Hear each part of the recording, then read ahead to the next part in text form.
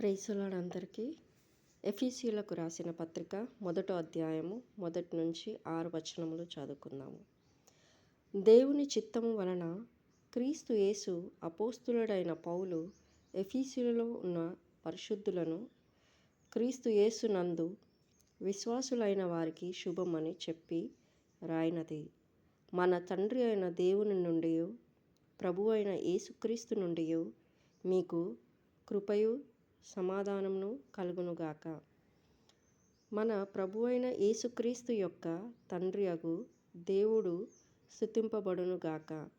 ఆయన క్రీస్తునందు పరలోక విషయంలో ఆత్మ సంబంధమైన ప్రతి ఆశీర్వాదమును మనకు అనుగ్రహించెను. ఎట్లనగా తన ప్రియుని యందు తాను ఉచితంగా మనకు అనుగ్రహించిన తన కృపా మహిమకు కీర్తి కలుగునట్లు తన చిత్త ప్రకారమైన దయ సంకల్పము చొప్పున యేసుక్రీస్తు ద్వారా తనకు కుమారులుగా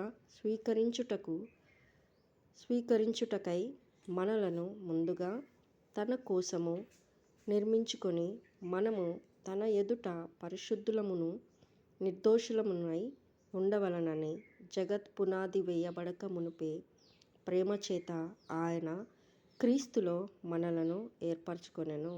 ఆమేన్.